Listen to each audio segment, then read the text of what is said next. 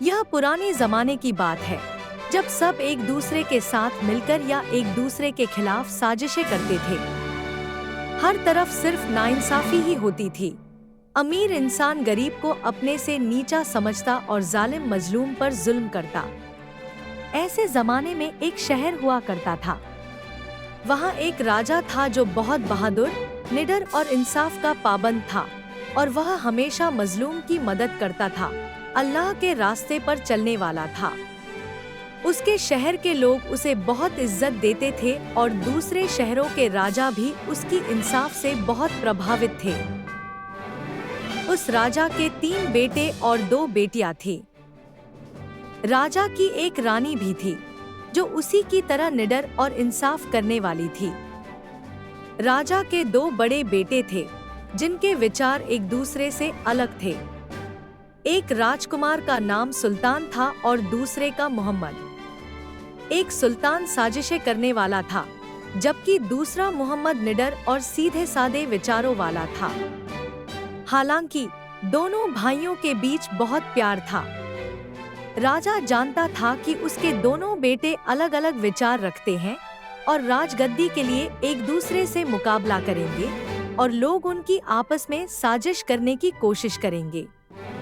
राजा की यह दूरदृष्टि सही थी, क्योंकि लोग साजिश करने में लगे थे और दोनों बेटों का लक्ष्य एक दूसरे से लड़कर राजगद्दी को हासिल करना था। राजा ने दोनों बेटों को अलग अलग जिम्मेदारियां सौंपी।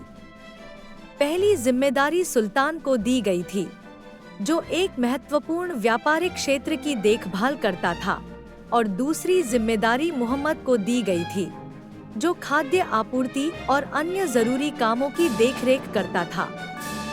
सुल्तान को यह जिम्मेदारी मिलने के बाद उसकी उम्मीदें बढ़ गईं और उसे लगा कि अब वह जल्दी ही राजगद्दी हासिल कर लेगा। वहीं मोहम्मद निडर और साफ नीयत से अपनी जिम्मेदारी निभाने में जुटा था।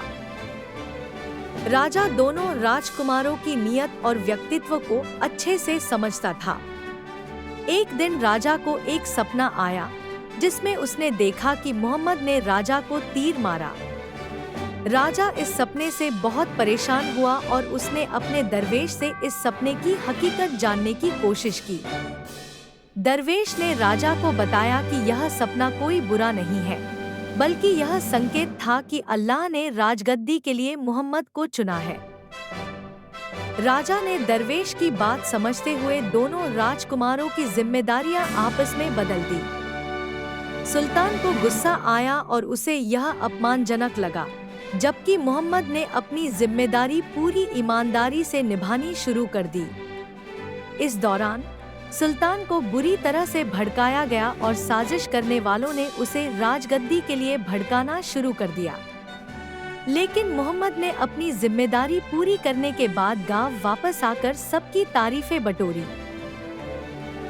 राजा ने सभी साजिशों को समझा और एक सभा बुलवाई, जिसमें शहर के लोग इकट्ठे हुए। इस सभा में सबने राजा के पक्ष में हाथ उठाए, यहाँ तक कि सुल्तान ने भी। साजिश करने वालों के असली चेहरे सामने आ गए और राजा ने उन्हें सजा दी। फिर से शहर में खुशहाली लौट आई और राजा का परिवार एक साथ हो गया। राजा अब भी यह सोच रहा था कि उसे राजगद्दी का निर्णय कैसे करना चाहिए। उसने दोनों बेटों की परीक्षा ली। मोहम्मद ने अपनी जिम्मेदारी बहुत अच्छे तरीके से निभाई और शहर के लोग उसकी बहादुरी से बहुत खुश थे। सुल्तान की तुलना में मोहम्मद की ईमानदारी और निडरता को सभी ने सराहा।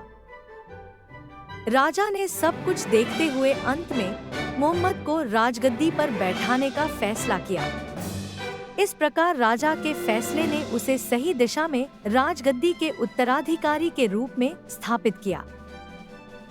यह थी राजा की कहानी, उसके परिवार की कहानी और राजकुमारों की कहानी, जो अंततः अपने अपने राजकर्म में सही मार्ग पर चले।